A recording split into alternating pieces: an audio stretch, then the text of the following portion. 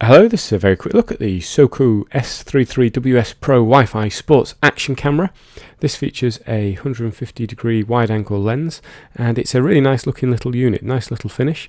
It's got a small 1.5-inch screen on the back. You've got power button on the front, controls on the top, and on the right hand side you've got a Wi-Fi button. This activates the Wi-Fi mode, we'll come back to that later. On the back you've got the controls for the menu items, and on the left you've got HDMI, USB and an SD card slot. Thoughtfully, an 8GB SD card was provided. It also has a removable battery which you take out of the bottom. The screen is really handy for arranging your shots, and to help with all sorts of different footage that you might want to take, you get a wide range of accessories. For example, this is the waterproofing case that allows this to go down to up to 30 meters. Notice that because it's a clear case you can still see the screen at the back, and while you don't have access to the buttons next to the screen to control the menu items, you do still get access to the Wi-Fi key on the side, the power button that's on the front and the top button. Now these can be a little bit sticky, so you saw there it took a couple of presses before it functioned properly, but overall these work quite well, and this case does at least keep your camera safe from the elements. There's a huge range of accessories included, such as the belt clip or the handlebar mount, and at the top here there's even more that you can see have just been popped in. So the most useful ones are down the bottom, and you basically use a combination of these depending on what you're trying to do, and the little manual helps explain how they go together. And it's really nice that you actually get a case with this. It's actually quite a nice quality case. The accessories don't feel quite as premium as the camera itself. They are made of plastic, and while they'll do the job, I do wonder how long they'll last for. So this is an example of just the belt clip, trouser clip. So the camera just clips inside it, and then as you're walking around, you can take footage. So that might be while you're walking or running. Now, I'm just walking at a normal pace here, and you can see it's a little bit juddery. So maybe not the best footage if you want to go running.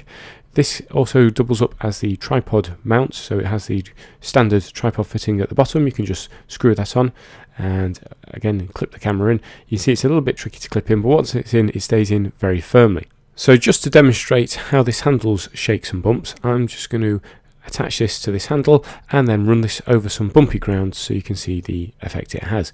So imagine this is on your bike handlebars and that you're just going over normal ground, maybe with a few bumps and lumps on it.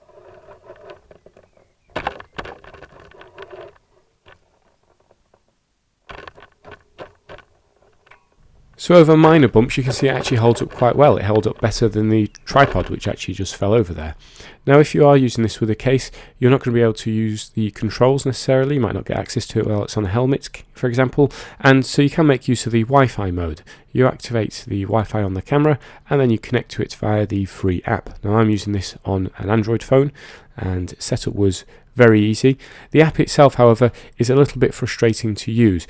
The live feed mode is very good. It basically means you don't have to look at the small screen, you can look at your camera phone, or maybe if you have a tablet with you, you could use it on a tablet and get a really good idea of what you are framing up. And you can see here the live mode is pretty responsive.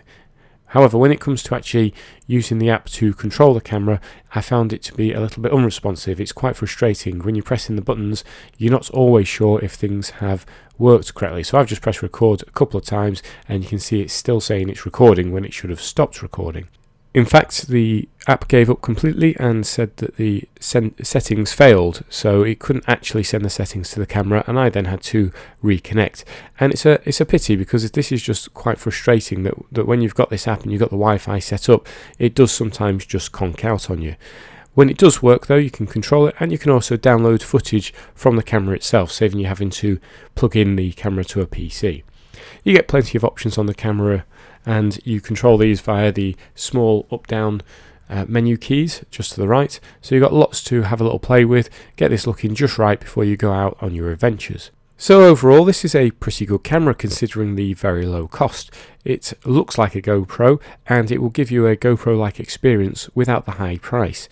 It isn't anywhere near as good as a GoPro as you'd imagine, but if you're just starting out and you just want to have a little mess around, this is definitely worth considering.